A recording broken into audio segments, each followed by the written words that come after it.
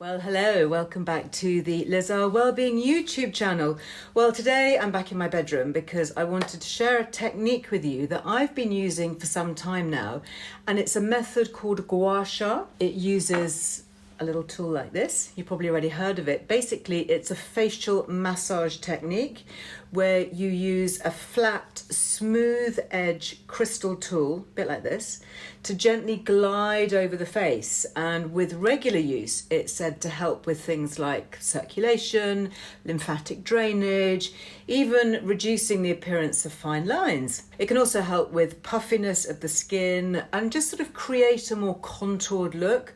All really good stuff, especially with party season coming up.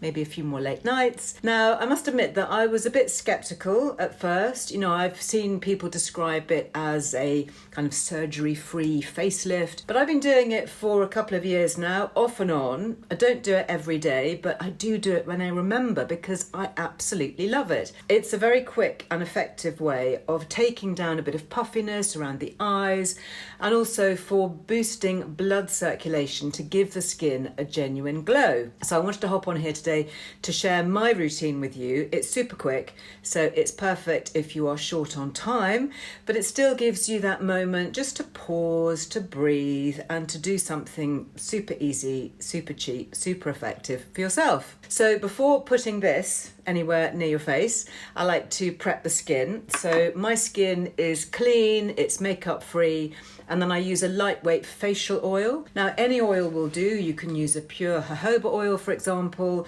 I'm using Eco Botanicals. This is a radiance oil. It's a really nice blend of potent plant oils, so you get all the benefits of the plant oils on the skin as well as the actual massage itself. And the reason for the oil is that it helps the crystal to glide easily over the skin so that we're not dragging against the skin and causing any damage. So you just apply the oil to wherever you intend on using the tool. So I'm going to pop it all over my face here, just a little bit, and also down the neck. Really important to include the neck as well. So I'm going to use quite a generous amount of oil actually across the neck because the neck tends to be quite dry and soak up the oil really quickly.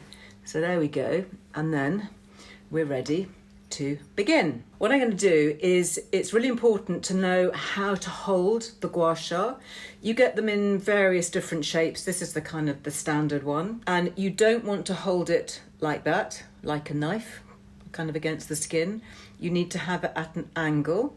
And it's also really important to use two hands rather than just sort of press against the skin like that. If you have a look at all the technicians who do this, they actually use one hand to hold the skin and then the other hand to use the tool like this. So what I'm going to do is I'm going to actually start with the neck first. So it's really nice to do first thing in the morning because it just sort of helps to wake up the skin, or maybe in the evening when you need to ease tension. So I'm going to start by going upwards. So start with the neck here and just use firm but not really hard pressure, just firm, and then you kind of work it up into the jawline. And then when you get to the top, I just like to kind of give it a little extra massage, a little wiggle. And sometimes you can feel really tight spots, especially around here if you're somebody who like clenches their jaw, which is what I do.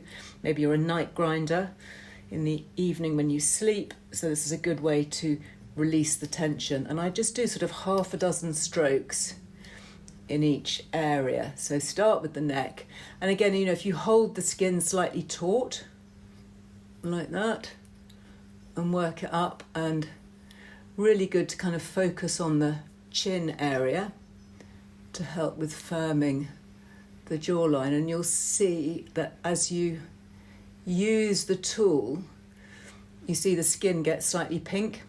That's just temporary. It's just where you're bringing fresh blood supplies to the surface of the skin. So just work it around like that. I really like doing these side bits. Oh my gosh, that is a tight bit on my neck. If you found a tight bit, then just work a little bit longer perhaps in that area. And then we've got lymphatic drainage points all around the face, particularly here, just behind the ears. So if you're working up, you know, and then just sort of wiggle it into that area, also really good for helping to relieve little tense spots. So then I'm always sort of working upwards. So then time to do the jaw, and you can use this sort of shape here if you want to. Again, use fingers to hold the skin, and then upwards here like this. Really good for helping to firm the jaw. And again, if you feel any tension, you know, just wiggle it into that area. So I tend to do one side first and then the other. And I'd probably, if I wasn't demoing this, I'd probably take a little bit longer to do it. But, you know, if you're in a rush, quick little bit of gua sha is actually better than none. Then I'm going to focus on these little lines here.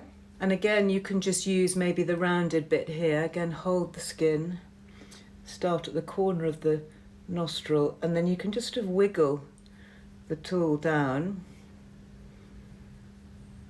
And this is said to be really good for helping to fill out those little lines that we tend to get down here. What you're doing is you're bringing fresh blood supplies to the surface of the skin. Again, don't press too hard. You never want to bruise it. And be really careful if you've got any irritation or inflamed skin.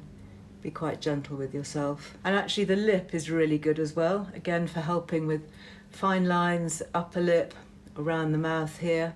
Tense the lip area, just so it's slightly taut. Oh, you can actually feel the tension. It's amazing how much tension we hold in our mouths. So if you find any tense bits, just sort of go over like that. Oh, that feels good actually. Oh, backwards and forwards. And here as well, really good. You can always use a bit of lip balm too if your lips feel really dry.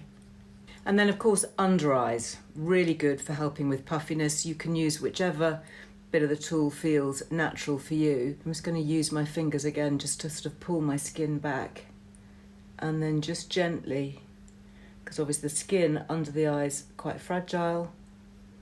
And again, we've got lymphatic drainage points here. That's why you'll often get facialists who will massage always like this to help with the drainage, help clear any build-up of fluid or puffiness.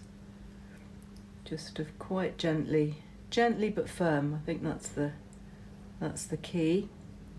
And always stroking upwards, just like this. Oh, feels good. And then this shape is also quite good just for going across the brow. Again, you might feel tension up here. And you're just gently again moving the lymphatics, helping with the drainage, draining outwards all the time. A little bit of a brow lift, easing the tension as you go. And then the forehead, again just smoothing.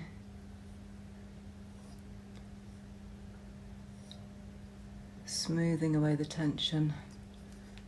Switch hands. I mean, some people will use the tool to kind of joggle the skin, little circles. You can find lots of different tutorials actually. I don't think there's any particular right or wrong way to do it, as long as you're kind of going towards the lymphatics so that you're draining and you're working upwards and outwards. And as I say, if you do find any little knotty bits, then you can really focus on that. You can also take it through the hairline actually. If you've got a tense scalp, you can take a moment just to try and loosen the tension, loosen the skin. And then again, some therapists suggest that you do this right at the very end, is that because you've now mobilized the lymphatics, you actually want to help drain any of the excess fluid away, so you can actually drain it downwards right at the very end. It's actually quite nice to do this area too, if you've got any tight bits. But the key thing is just be gentle, use an oil, and have firm, smooth strokes. And it's actually quite addictive. That is just a little bit of a demo, and then you can just rub in any extra oil. So that's fully absorbed. There we go. So there you have it, and you can do gua sha every day if you like. Some people even do it once in the morning and again at night time. The key, I think, with gua sha is consistency, so keeping regularly, nice little schedule going will help you see really even more of those fabulous results. And it's such a great method. It's suitable for almost everyone. I would err on the side of caution if you have rosacea or any issues like spider veins, raised moles or acne. There's no reason to not try it, but I would perhaps take extra care around those areas and maybe working around any problem areas. Just avoid those in case you inadvertently knock or damage the skin. And it's also worth mentioning that most experts advise against using gua sha directly over any skin that's been treated with Botox or dermal fillers for several weeks after treatment, but you can always check with your practitioner if that's an issue for you or if you've got any concerns. So that's it. Have you tried gua sha before? Maybe you'll give it a go after watching this. As ever, do let me know in the comments. We love to chat, and make sure that you're subscribed to never miss another episode here. Until the next time, go well. Bye-bye. See you soon.